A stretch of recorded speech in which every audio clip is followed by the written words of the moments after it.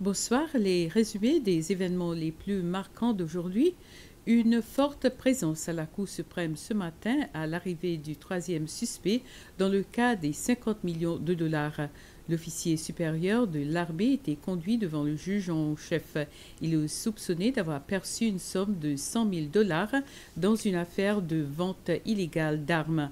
Le tribunal a appris que plusieurs armes ont été retrouvées soigneusement dissimulées dans des chambres ou domiciles des deux premiers. Les trois suspects sont soupçonnés de blanchissage d'argent.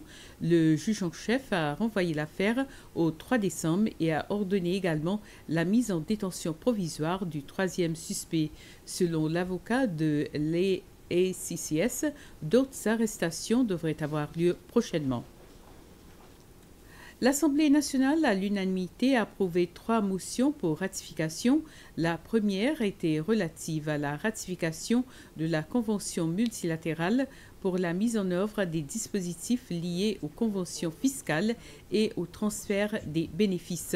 La seconde motion concernait un accord de révision du traité qui a fondé la Commission de l'océan Indien, et la troisième était relative à la ratification d'un protocole d'accord de la SADC sur la lutte contre la corruption.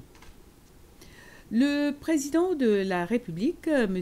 Wavell Ramkalawan, s'adressera à la nation ce soir à 20 h. Son adresse sera diffusée sur SBC One, Radio CCL et YouTube. State House n'a donné aucune information sur la teneur du discours du chef de l'État. Réveil sans courant ce matin pour les habitants de Greenwich, Montbuxton, Nouvelle-Vallée et d'une partie de Beauvallon. Une coupure électrique d'1 heure due à un accident banal, la coupure accidentelle de câbles par un propriétaire qui effectuait des travaux dans son jardin.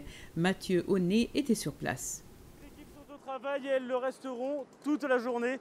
Tout ça à cause d'un incident bête. Je vous explique. Derrière moi, vous pouvez voir les ouvriers de la PUC qui tentent de réparer un câble électrique qui a été abîmé ce matin. Abîmé à cause d'un accident, je vous l'ai dit, tout à fait bête. C'est un propriétaire qui a simplement fait des travaux dans son jardin et en faisant ces travaux, il a endommagé le câble. Un accident qui arrive 2 à 3 fois par an ici aux Seychelles pour une raison toute simple. Les propriétaires, contrairement à ce qu'ils sont censés faire, ne se renseignent pas avant de faire des travaux auprès de la PUC. Aujourd'hui, le résultat, c'est donc plusieurs heures de travail et une intervention longue et complexe pour les équipes de la PUC. Une coupure de courant a également eu lieu dans le quartier ce matin, mais heureusement, il a été possible de transférer du courant d'un autre quartier. Au final, cet accident, tout bête, rappelle simplement à tous l'importance de déclarer à la PUC les travaux qui vont être effectués pour simplement se renseigner et éviter ce type de problème.